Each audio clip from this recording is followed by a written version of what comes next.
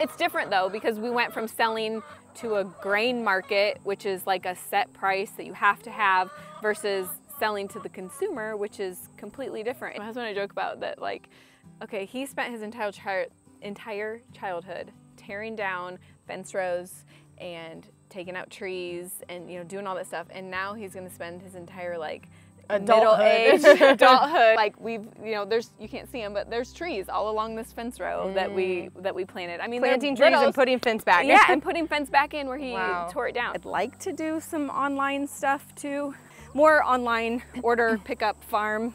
We don't want to ship. Our goal is to feed our local community. If it was primarily a grain farming, start implementing more cover crops. Start implementing some no-till practices, maybe no-till beans or something like that. Yeah. Start with things like that, and then change up the variety of what cover crops you're planting.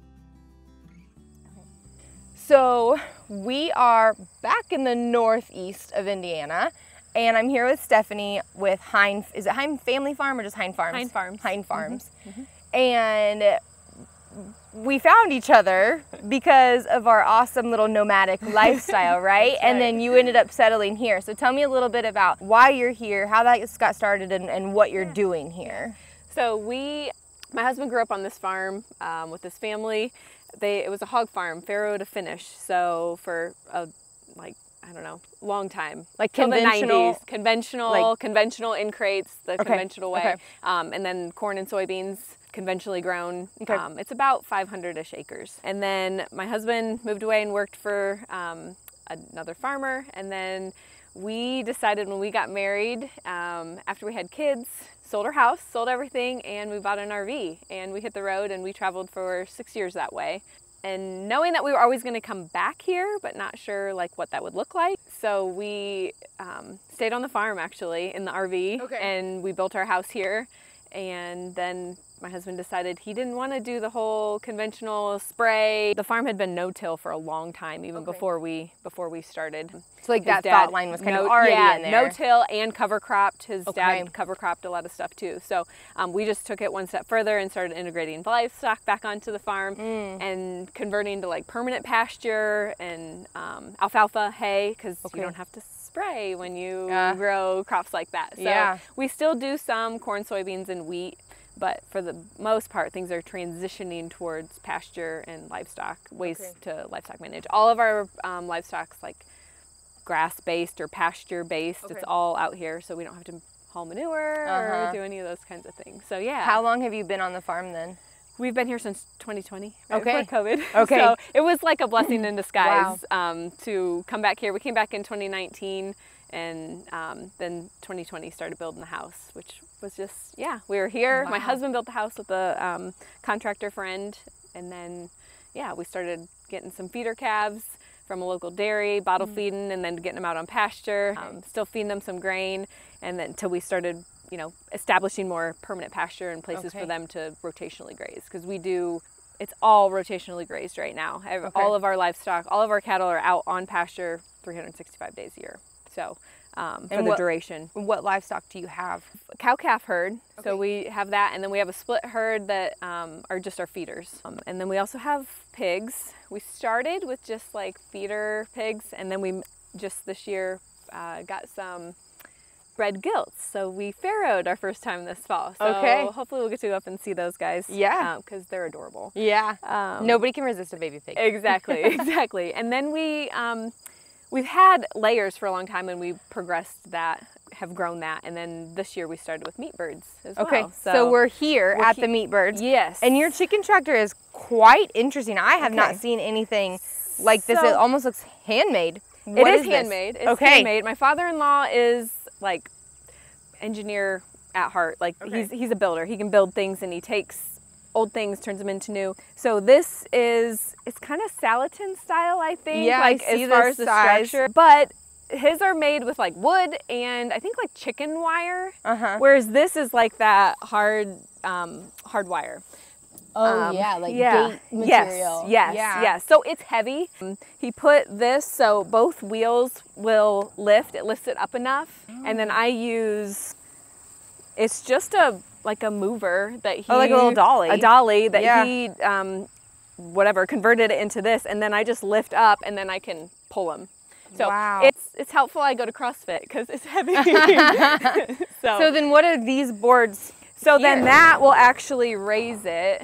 So this, I put this on here because we're super windy here. We just don't have a lot of windbreak. So this just keeps it down.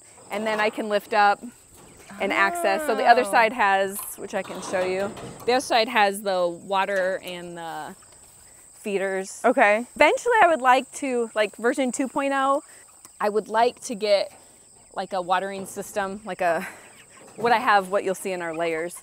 But it's just, so you got hanging feeders. I hang their feeders, but I do have to pull out the water every time, that's what I want to avoid. Hold on before you put that back down. What is the tile line doing? So that we put on there because when you drag it, I was afraid that they would all run to the back. And that's kind of, it rolls, so it's hopefully to keep the chickens from like getting underneath or feet pinched or anything like that. So it's just a piece of pipe. So now, I also can't help but notice that these are not Cornish cross chickens. No, they are Freedom Rangers. Okay. So I've never done Cornish cross. I've heard lots of good things about Freedom Rangers on pasture. And these guys have done well. Granted, this is my first year doing meat birds, so I'm not an expert by any means. Right, but for sure. We grew them out for 10 weeks, and all of our birds were between 4 and 6 pounds. Wow. Like dressed. Yeah. So that's kind of where I wanted them. So yeah, it worked out. And we just did whole birds. We pieced out a few for a friend, so I had a few pieces to sell. But for the most part, we just do whole birds right now. But the tractor's built for, I think it's 10 by 12. 10 by 12. So you can get, what, like 80? Supposedly it's built for 100, but I can't imagine doing 100. There's 53 in here, and I move it twice a day. And you can see, I just moved them this morning at like 7:38. And they're not too crowded in here. No, they're definitely not crowded. My big thing is I don't like them standing in their own. I move them. So I already move them twice a day. And when they get bigger, sometimes I'll even move them 3 times a day just to keep them on, for one, fresh grass. As soon as you move them, they start going right after the grass, the clover, all that stuff. That's a good point. And everything's that way. Our cattle are that way. As soon as you move them, they start eating right away. Yeah. Even our chickens, I'll move my layers. We'll go look at that. Yeah, let's walk down there. I move my layers every day as well. And it's the same thing. They're free ranging. They're not stuck in a area, and they'll start eating and scratching more just right away after I move them. And they have access to the same area. So you said right now you're doing whole birds. Yes. Is the farm for profit, or is it for yourself? Or is there a percentage that you're trying to get for yourself versus what you're selling? We definitely, we'll eat. Obviously, we eat what we raise. My husband has a poultry and egg allergy, so he eats none of this part of the livestock. He can't handle them. He can help me to some degree, but it's me. He can't be cleaning out the pens or any of that kind of stuff, or cleaning out the coop or any of that. So I do all that handling. I move the birds from their brooder box out to there, and then same thing, he'll hold blocks for us when we're catching them for processing day, but he can't handle them. So it's for profit. We sell locally at farmers markets, and then we have, it's called the farm store. It just sits on our property. Maybe we can check that out later. So we have store hours, and then people can actually call and order as well. I'd like to do some online stuff too, more online order, pickup, farm kind of. We don't want to ship. Our goal is to feed our local community. We don't want to get into shipping meat across state lines or any of that. All of our stuff is just state inspected, so we don't want to have to go to the next level of USDA inspected. So so we do everything, try to keep it somewhat for local community. Yeah, no, I totally get that. So we made it to your egg mobile here. So this is also homemade. Okay. My father-in-law, who's the engineer, I told him what I wanted, and then he brought it to life. So it's just an old hay wagon. It had sides on it. It was pretty rickety. Okay. We had some old barn siding that we used on the outside. And then we put the vents, I don't know if you can see, but it's got chicken wire along the top for ventilation in there. And then we put these 50 or 55 gallon drums up there. I fill them with this, it's just a couple. I can take this off, and then I can put the hose on, and we've got a water line ran all the way through this pasture, so I can hook right up to it. So the water bottom fills then? Bottom fills, okay. And it comes out that way too. So okay. This is just so I can fill their outside water. For sure, for sure. And then we also, you can see the line, this goes inside, and we can go around. Yeah. Hi ladies. Yeah. So in here we've got the bell. I have a hen that likes to lay her eggs. Actually, there's 6 of them that lay their eggs in that feeder. I don't know. Yeah. Hilarious. But if you see up top those bell waters, so it just gravity fills to those. Gotcha. So. And then you get the nesting boxes. Nesting boxes, and we made sure the floors were slatted so that every morning then I've got a hoe out here that I can scrape to keep it clean, and it helps keep eggs clean too, to have the floor clean. And then we've got the PVC pipes there's grit in one, and then there's eggshells, calcium eggshells and oyster shells in there. Nice. And then we have the rollout nest boxes. I'm sure people are aware of those. Right. They're super handy. Just kidding. I haven't seen these ones before. So yeah, then the eggs just roll out here, and they stay cleaner. They don't eat them. You know, they're less breakage, all that. So I've got 2 in here. And then I put 1 back here because, again, they're free ranging. So I was having a reduction of eggs, and I wasn't sure if it's because they were laying them out randomly in the field. So yeah. That's a really good idea. And then you've got the door open, and they just jump. No. This came off when I turned it. Yeah. You can we'll edit that part out. Yeah. No, I didn't check that. I usually do because I actually turned them around to head back that way. And I forget that when I go straight, I don't have to take it off. Right, gotcha. But like my father-in-law made this, and it's got the hole in it, and I can hang it up there when I want to haul it. Like it's just, it's handy, and it's just here.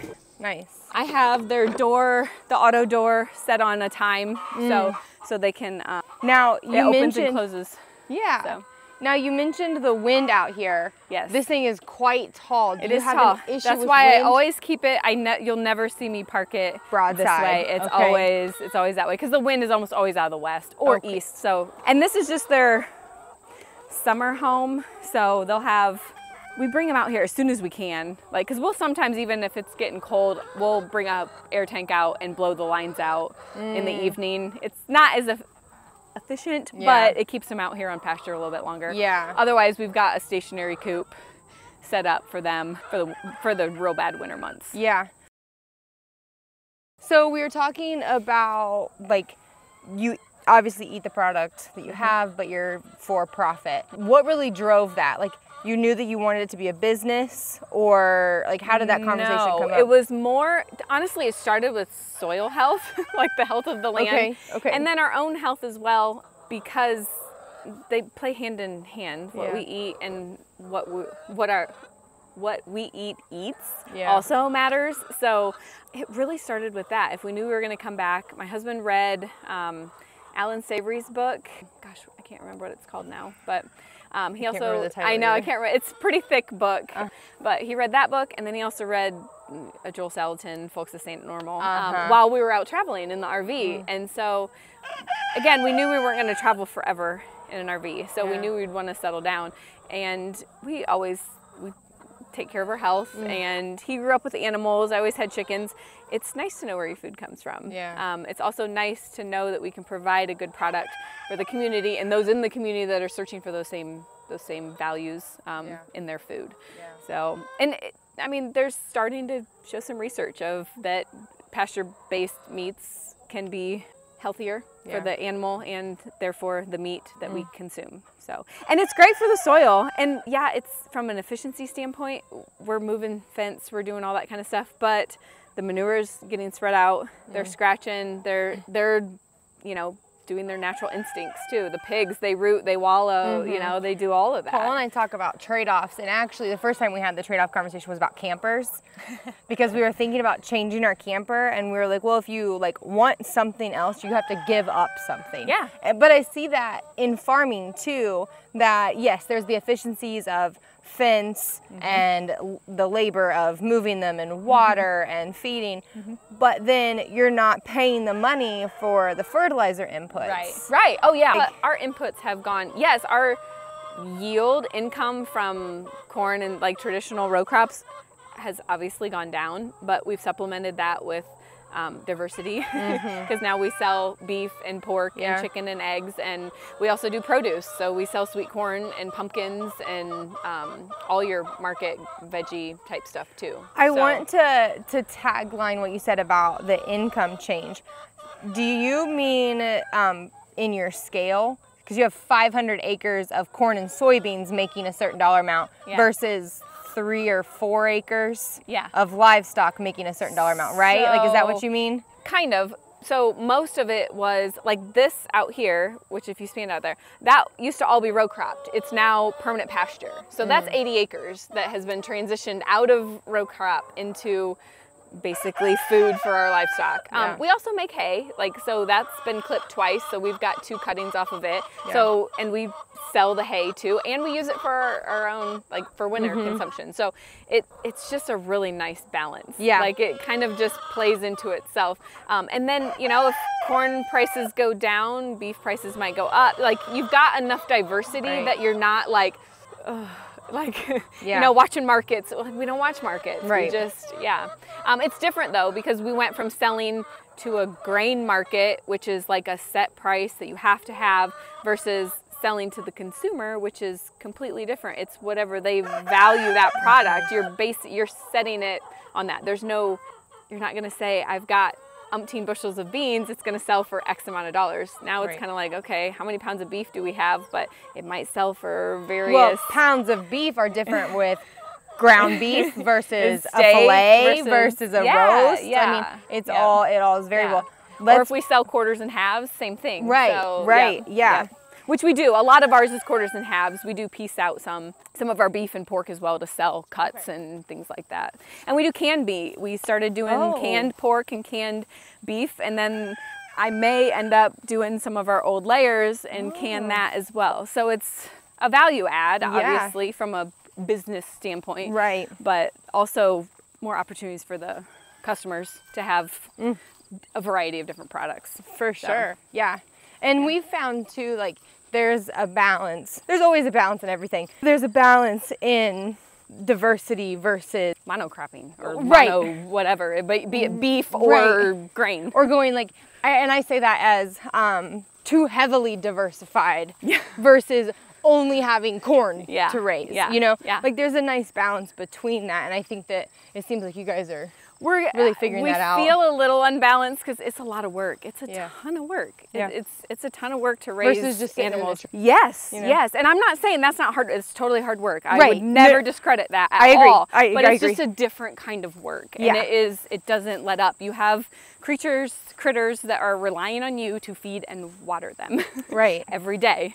Be that moving a fence, or in certain people's cases, hauling buckets of grain or whatever it might be. But then you haul poop. We don't have to do that. Our manure gets spread out by the animal. There's advantages and disadvantages to each thing. But it's pretty spectacular to see animals getting to live in a way that they naturally would. Pigs being able to be pigs and not on a concrete floor. It's just different. Can you talk to me a little bit about that if you don't mind? So, I know sometimes that's a hard thing to walk because I would never discredit. I think people should just eat meat and eat whatever kind of meat that you can afford to eat. But if you're starting to transition into more wanting to know how that meat affects the environment versus the health of the animal and the health of the meat that you're going to consume, then there are avenues or people that are raising products like we do. My husband and I just had this conversation because he grew up here, and this is the farrowing barn, and it had crates, and those mamas were in those crates for 6 to 8 weeks, twice a year, because they had litters twice a year. And they only went outside twice a day to eat and drink, and then they were in those crates. Our mamas are now, granted, it's not efficient. It's not efficient from a scaled standpoint. Compared to the other system. I would argue efficiency. But in compared to. Right. So, and honestly, again, we don't have to haul, clean it out. Tim's my husband said, I cleaned out pens, every day they got cleaned out. Whereas here, we don't have to clean pens. We have to walk up there and feed and check on them and water them and that kind of stuff. So it's a different, and you'll see that. We can talk a little bit about it too when we get up to the pigs, just the way the mamas are And they've been like that since day one, since they delivered. Yeah. So we'll be able to see it. Yeah. So like we were just talking about, we came over to where your mama sows are, and you've got piglets in here. Yep. So you were discussing the difference in conventional commercial hog houses versus raising them out here. Yeah, I would call this almost more traditional than. Right, I know. That's why the words are so hard. It's so hard to do terminology anymore because everyone is using the same terms and they mean different things. Yes. But I'm curious, and we'll get to your setup here in a second, but I'm curious on how like the perception is, like public perception is when you're up here where there are a lot of hog houses. And it is corn and soybeans, all conventional commercial farming. You mean just in general in this like area? In your area. Like do you get pushback from people or like silly comments? Because I think a lot of people worry, maybe they should or they shouldn't, but they worry about what people think. Like, oh, I'm the crazy buffoon that's got pigs on pasture. You know what I mean? Like, how has the public perception been for you? Have you gotten much pushback or like silly comments? I'm sure maybe not to our face. All of our neighbors enjoy them. Like they'll come up, you know, the gates open where we drove in, and they'll come up, they'll ride their side-by-sides back where our feeder pigs are. They'll ride back and see the pigs out in the woods because you just don't see that. Yeah, you're like, what? Often. Pigs in the woods, or you know, the pigs up here on pasture. Yeah. You don't see that. I don't notice it. I'm sure we get like we're the crazy neighbors, like I'm sure that like we're the crazy ones doing it, reverting back. Tim and I joke about this, my husband and I joke about that, like, okay, he spent his entire childhood tearing down fence rows and taking out trees and, you know, doing all that stuff, and now he's going to spend his entire like middle-aged adulthood. Like you know, you can't see them, but there's trees all along this fence row that we planted. I mean, planting trees and putting fence back. Yeah, and putting fence back in where he tore it down. So it's just interesting how things have kind of come full circle here at the farm, because this is how they would have raised them. Like when my father-in-law was younger, their sows lived back in the woods. That's where they lived when they weren't farrowing. So it's just it's interesting to see how things are transitioning back that way. Yeah. So this is your setup. So talk to me about your setup. Can we walk in there a little bit? Yeah, we can go over. So this is the fencing that we have. It's just low. This is how we keep them in. The babies stay in too. My husband strung a lower wire too, just to like deter piglets. And honestly, pigs are smart. Like they figure it out. They figure it out. So we haven't had, knock on some wood, we haven't had any go through or under or anything go out of the fence. So again, if you keep pigs, if they have something to eat and something to drink and a place like shelter, they're not going to go anywhere. They're, you know, so same thing with cattle. Like if you provide them with what they need, then they don't need to go through fences. We have this set up because when they were farrowing, we actually shut them in here and we put the boards up so piglets stayed with, but they could go between moms. Like they could go between the two moms. Okay. We had technically three litters. One did not go well. She lost all but one of hers. And then that one piglet, they were too big. They got stuck, they were too big. So, but the one came out, she was live, but she has adopted Thelma, our one mama, as her mom, surrogate mother. Thelma has 11 and Louise has 10. So we've got 21 piglets out here. Our first cows were Thelma and Louise. Oh, nice. Yeah. Yes. Yep, they were our favorite. And then Edna, was the fourth one, and she was supposed to be bred, but they didn't ultrasound or anything, but she ended up not being pregnant. They are separated from them. They're over in the other area. The sows are separated from the piglets? Okay. The mamas are still with the piglets. Those two, the one that didn't have a good litter I see what you're saying. the one that wasn't bred, they are separated out because they're on full feed, because obviously they will be going for processing. Right. So they get full feed. Mamas do not. They get, you know, more now that they're, you know, nursing. That poor mom, she's got all those piglets on top of her. And I don't know where the other one is, if she's in one of these huts. I don't see, but there's supposed to be two mamas, but for all these little it's funny piggies. because at night, all those piglets will go back into the right mama in the right hut. It's just funny how they know. They do know. I mean, I guess we would know. Right, we know who our babies are. Yeah, I don't know where she is.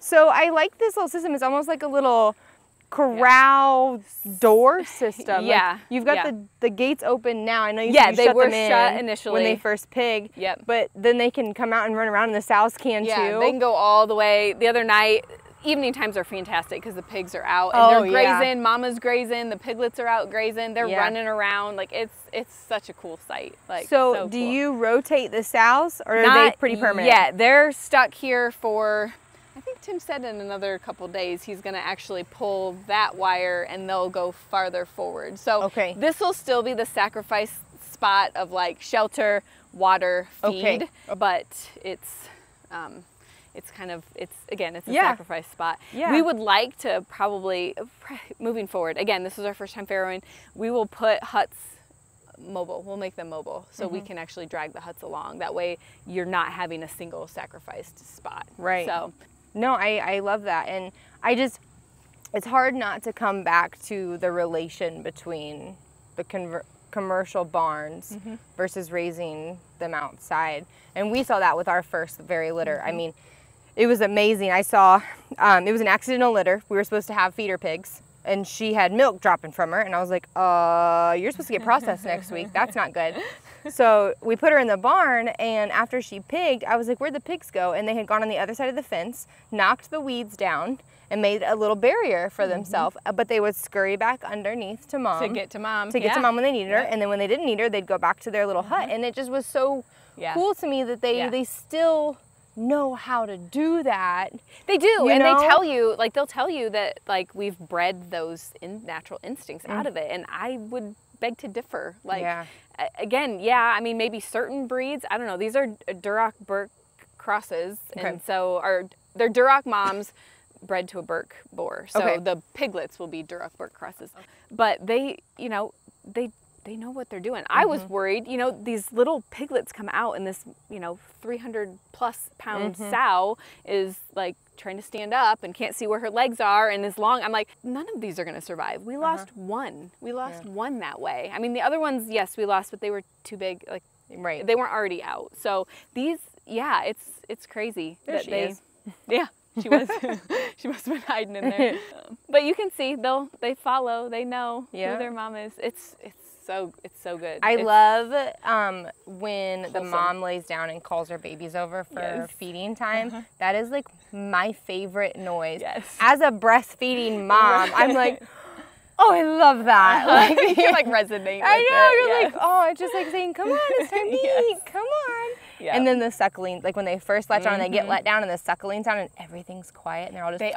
They're all quiet. You might hear some like the happy grunts out of mom while they're doing it. Like it's so She's like so lullabying them. Yes. You know, like she really is just like singing to them. Pigs might be my favorite animal. Favorite animal on pasture, definitely pigs, definitely yeah, pigs. For sure, for sure. Yeah, like the cows are great. Like they're awesome. But man, to go to this, it's pretty spectacular. Yeah. All right, so we made it to the feeder side now. So after they are weaned from the mamas, they come out here into the woods.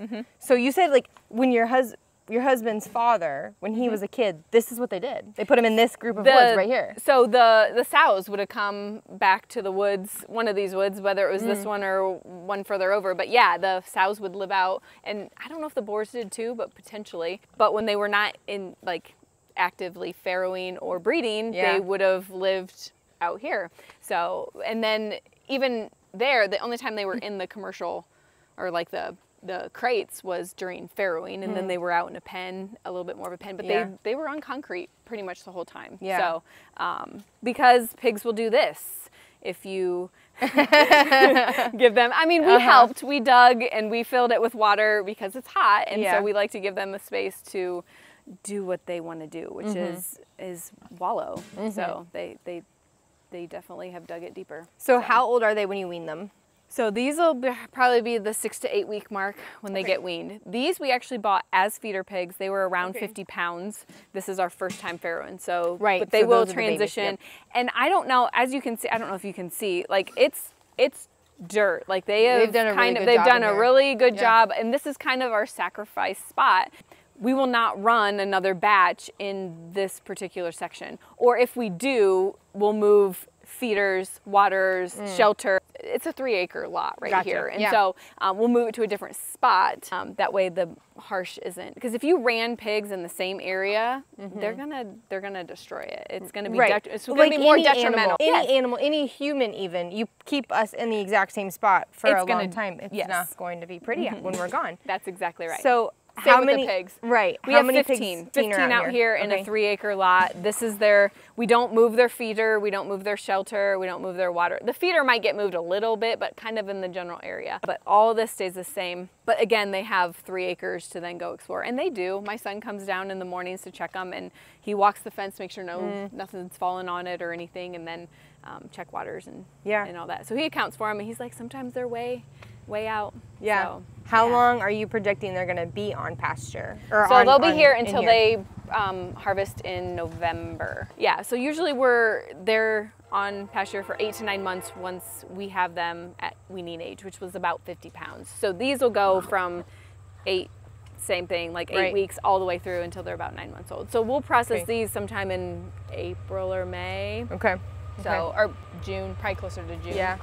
Now, they get on pasture. Is this your first batch that you've had? We ran 2. Yeah, we ran 2 in the woods down there, and then again, it needed a rest period. Right. And then we brought them up. Here and fenced this part in.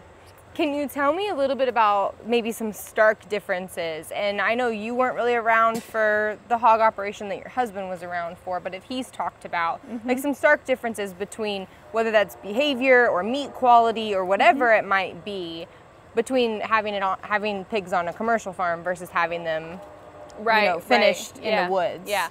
Well, I mean, one stark difference is honestly it takes longer to finish them out in this environment. But pigs in a commercial lot don't get to do this. They don't get to wallow and walk around and root and get seeds and nuts and, rub, itch, scratch on, they'll rub on any log that's laying down. They don't get to be a pig like these guys do as much. So they don't get to express their full... the pigness of the pig, yes, the right? pigness of the pig, right? Exactly. Joel Salatin's saying, they just don't, they get to root and wallow here. That's a big difference between it. And I guess they probably didn't really know too much about the meat quality because in those kinds of operations, you're selling them to someone else to go into the global food supply. I mean, they would have saved some, and I mean, they ate a lot of pork. They did. They ate a lot of pork. I don't know. I've never really heard Tim. Again, that was a long time ago. They sold the commercial pig operation in the 90s. They got rid of all the hogs. So it's been a while. I don't know. I'd have to ask Tim and see if he notices a big difference. I can tell a difference between, again, like a store-bought, which is what those would have been. They would have gone to the market and been put on grocery store shelves. So this is from a quality standpoint, and the fat is different too. The fat color is different even than what a store-bought pork chop is. So the sunshine. Honestly. Now, as far as feeding goes, obviously we know that they root and they search and they go around, but you have them on feed. They're still on full feed. And we'll do the same thing with a non-GMO feed. Eventually, maybe we'll transition away from soy, but that's the base is soybean meal. But we also grow small grains. So we grow buckwheat and barley and oats and rye, lots of small grains. That's a good point. So do you use your own grain then for your feed? Like you mix your feed yourself? Yeah. So my husband mixes feed. He'll get alfalfa meal. He'll get, and then the soybean meal. Wow. But we're actually going to do roasted soybeans the next time. So they'll be a little bit different than the meal. But we use that same thing for the chickens, like the small grains that we use. My husband, we buy peas because my chickens are no corn and soy. So we buy peas. We've tried growing them, but it's a little tricky. But he mixes everything else up. And we buy a few things for the feed, but then that's a mill that was back there that you saw. So he grinds and mixes the hog feed and then my chicken feed. That has to be a serious cost savings. Yeah, for sure. With the pigs and the chickens, it definitely saves money than buying a bagged, even non-GMO corn and soy free feed. Even if you buy by the ton, it still would be cheaper to grow. Again, you think about it I'm like, oh well, it's free. Well, it's not free because we you know, had to grow Right. it. There's diesel fuel in that. There is Right. cost in it, but when you figure it out, it's definitely savings from doing it the other yeah. way. Yeah. And I think that there's like this idea that we have to be all or nothing, and that small farms aren't grain farms, and grain farms aren't regenerative farms, right. or organic or Right. sustainable or whatever fancy word you want to use. Yeah. And I love seeing family farms that are the traditional Indiana family farm of 500 acres, that you're like, no, I'm actually using this land to do all of these things, and it's working together. I mean, you talked off camera even about the the like prairie strips. Yeah, talk about that for a second. So the prairie strips, we planted anywhere that a field butts up to a woods on our, farm. We planted prairie strips because those notoriously are lesser yielding spots just in general. And then this is it's great native habitat for insects, bugs, birds, all that stuff. And we have bees. We had somebody set bees here for us too. We wanted bees on the property, but we didn't want to try to learn another enterprise. Yeah. So, because they can be a little fickle. They can. So we have somebody coming over, and he set hives here. So we have the pollinators here, and we have plenty of feed for them. So That's awesome. yeah. No, I love that, and just like really working within the ecosystem that's here. Trying our best with what resources we have. I would never recommend somebody go from a completely conventional farm, be it grains or livestock, and just try to do all of this. Like, it's been a slow transition. Talk about that. That is something that's not talked about often. Yeah, Expand on that, please. So, like, if you're using all the inputs, you're using all the like fertilizers and pesticides, all of them, then to just take all that away, your system is not set up to just return to nature. I mean, it will, but you're probably not going to like the results of that. You'll have weed outbreaks, and just transitioning cattle from one to the other, like figuring out how to move them. Like, you can tell a big difference between cattle that are in a barn from a personality standpoint and ours that are out in pasture. Ours, we don't hoop and holler. Like, it's a very calm, like, it's moving, it's natural for them. That's kind of there to just graze and then keep moving along. So the livestock would be a little bit easier transition, but the infrastructure of it, having fencing and watering and feeding systems, like having that stuff in place would be difficult to just say, well, we're going to scrap this conventional way and go to this more traditional, working with the land, that sort of thing. Regenerative, as they like to say. I wouldn't call us a regenerative farm. We're doing a lot of regenerative practices for sure, but we still do traditional stuff. We just try to use as little as possible of all of it. Can you walk through your timeline of transition a little bit, how it looked for this farm specifically? Yeah, so it was, I mean, I don't know all of the history, because again, I didn't come into the picture till like 2009. Right. But, and this farm's been around since like 1837. So wow, it probably was very much how we're doing it now, with paddocks and livestock and all that. And then it transitioned to your traditional corn and soybeans, and it was tilled up. And then probably in the 90s, I would say, early 90s, my father-in-law transitioned to no-till. Mostly for man hours. Like, it was like fewer times across the field, fewer times in a tractor when you have all this other stuff going on, especially if you're still feeding livestock. So it was strictly, that was the main reason. And then starting to cover crop because it reduced weeds. Like, there was less weed pressure when you had a cover crop growing. So the ground wants something to cover it. And so they started transitioning to that in the 90s, cover cropping and no-tilling. And then when we came, we took it a step further and integrated livestock back onto it. We still cover crop everything, and then we're starting to transition to permanent pastures. So that's been about 4 years. So 4 years with livestock started in 2020. So yeah, 4 years, 2024. So, and then in the 90s is when it transitioned. So it was like 30 years of row crop and like no-till practices. No, what was I trying to say? It was like 30 years of no-till and cover cropping, and then you started integrating livestock. More. Yes. Yeah. And a variety of cover crops, because then we would graze those. So there's a lot of really nice annual cover crops that great for the soil, great for all of that, and then also an awesome nutrient source for your livestock. So typically cattle. So for the most part, is what we're using that for. I love that. Yeah. So given the history of the farm and your experience in that transition, I don't want to lead you in an answer, but I am curious, if someone was in this position, or like they had, you know, family land and they were looking to transition it, what would be your advice to them? So if it was like grain, if it was primarily a grain farming, start implementing more cover crops. Start implementing some no-till practices, maybe no-till beans or something like that. Yeah. Start with things like that, and then change up the variety of what cover crops you're planting. I mean, you can make huge benefits in soil health by the variety in which, instead of always rye or always this, like start putting in some of those other annuals and forbs and things like that too. So yeah, that would be the first. From a livestock standpoint, you know, start with what's manageable. If that's just get some chickens or some meat birds and put them out on dairy pasture. Calves. Or some dairy. I love that. I mean, you could do it. Yeah. That's how we started, because we were like, okay,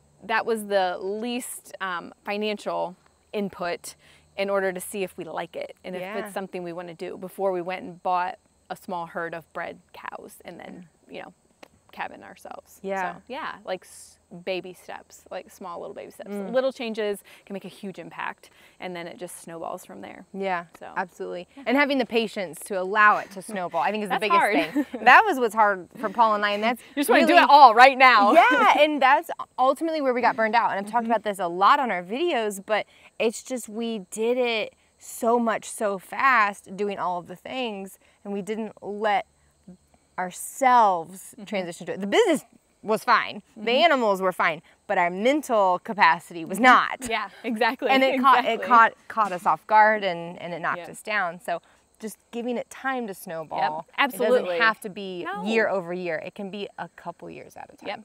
Yep, exactly. No, I love that. Exactly. Thank you so much, Stephanie, for having me out and showing me around. Yeah. One, the farm is beautiful.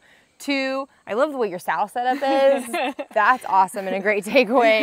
But I just love your transition story. I mean, this is so great, and I'm seeing more people do this, but I'm hoping that your stories like yours can just keep funneling out there so that more people can transition like this and find success in it and ease. And I think that those are really important. So thank you. I appreciate it. Thanks. Thank you.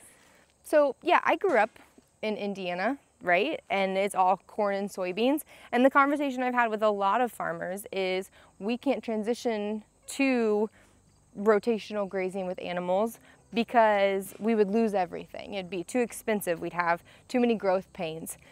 I never could disagree with them. I absolutely agree with that. But the way Stephanie puts it, you can do little changes if that's what you want to do. And I do see people making those changes, and I am so excited to see what the future looks like for places like this, where we can start incorporating these good steward practices and just helping animals thrive outside and on pasture. So what a great farm tour. I'm so excited that you were here with me, so thank you for being here, and we will see you at the next one.